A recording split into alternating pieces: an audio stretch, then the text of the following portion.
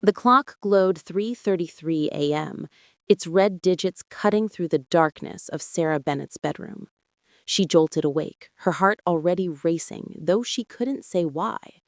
The house was silent, save for the faint creak of the old wooden floors settling in the Ohio winter. She lay still, holding her breath, waiting for the sound that had woken her. Then it came, a soft, deliberate knock at the front door. Knock, knock, knock. 3 precise taps, evenly spaced, like someone testing the door's resolve. Sarah sat up, her quilt pooling around her waist. Her daughter, Lily, was fast asleep in the next room, her soft snores audible through the thin walls. Sarah glanced at her phone. No missed calls, no texts. Who would be knocking at this hour? Her nearest neighbor was half a mile away, and the rural road outside her small, century-old farmhouse was rarely traveled, especially in the dead of night. She slipped out of bed, her bare feet cold against the hardwood, and crept to the living room. The knocking came again, steady and unhurried. Knock, knock, knock. She peered through the peephole, her breath fogging the glass. The porch was empty, bathed in the weak glow of the single bulb above the door. No car in the driveway, no footprints in the frost-dusted grass, just the endless stretch of fields and the skeletal silhouettes of trees under a moonless sky. Sarah's stomach twisted. She double-checked the deadbolt, its metallic click reassuring, and retreated to bed, telling herself it was the wind or a branch tapping the door. But sleep didn't come. The silence felt heavier now, like the house was holding its breath with her. The next night, it happened again. 3:33 a.m. Knock, knock, knock. She froze, her heart hammering. She didn't move this time, hoping it would stop. It didn't. The knocks continued, methodical, every few minutes, until she finally crept to the door and checked the peephole. Nothing. No one.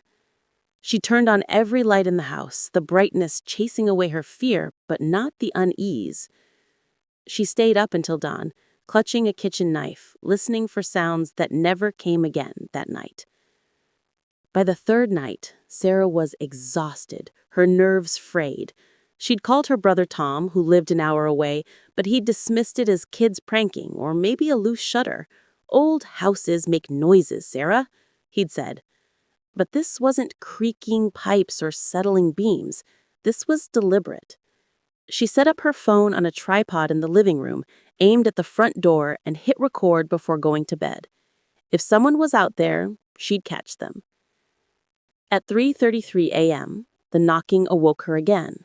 Knock, knock, knock. She stayed in bed, her eyes fixed on the ceiling, counting the seconds between each set.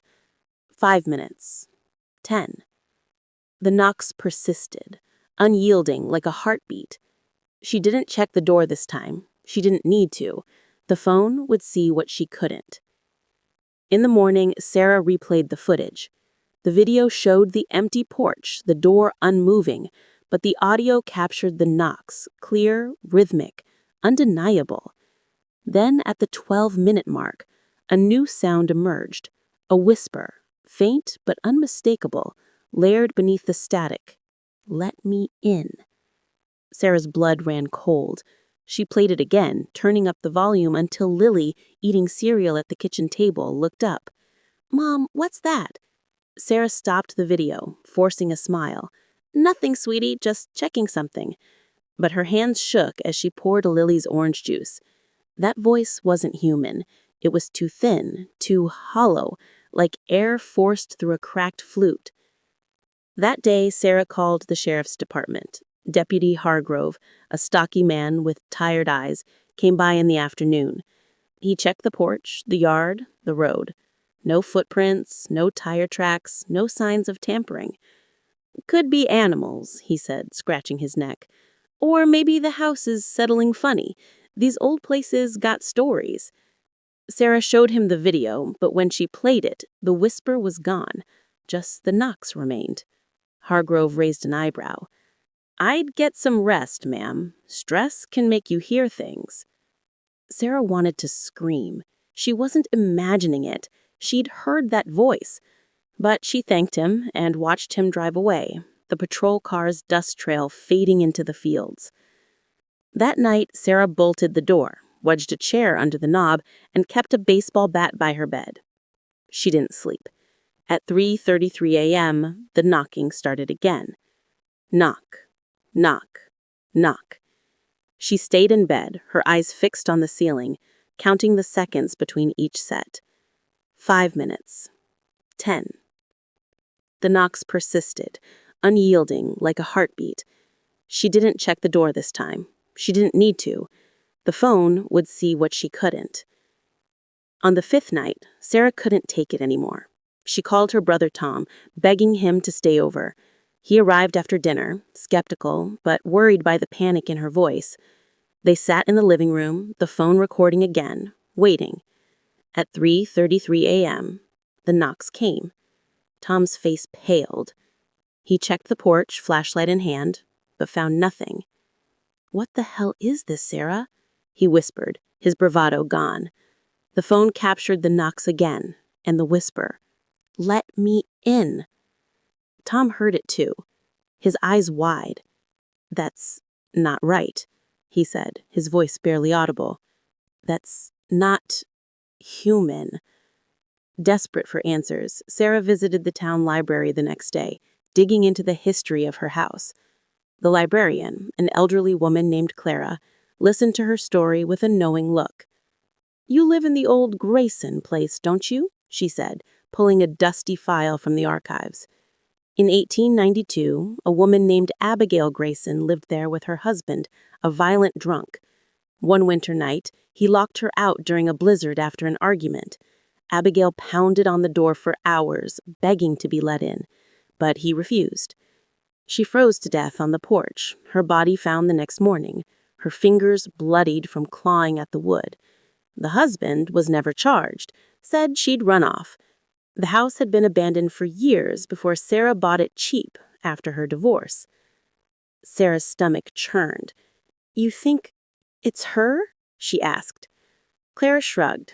"Some folks say she's still trying to get back inside. Always at 3:33 a.m., the time she's said to have died." That night, Sarah and Tom set up motion sensor lights and a new security camera. They stayed up, watching the live feed. At 3:33 a.m., the knocking started. The camera showed nothing. No movement, no figure, just the empty porch. But the audio captured the whisper again. Louder this time. "Let me in, please." Sarah's skin crawled. Tom, pale as a ghost, grabbed the bat. "We're leaving," he said. "Now." They packed a bag, woke Lily, and drove to Tom's place an hour away. Sarah didn't return for a week, hoping distance would break whatever hold the house had. But even at Tom's, she woke at 3:33 a.m. to faint knocking, like echoes in her mind. She didn't tell Tom. She didn't want him to think she was losing it. When Sarah finally went back to collect her things, she found the front door slightly ajar, though she'd locked it. Inside, the air was freezing, the house silent.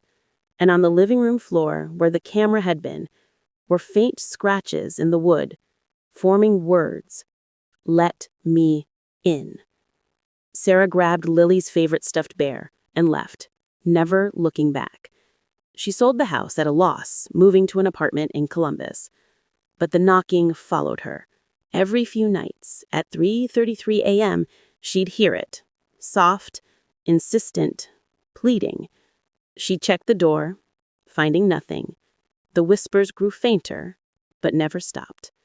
A reminder that some doors, once knocked on, can never be closed.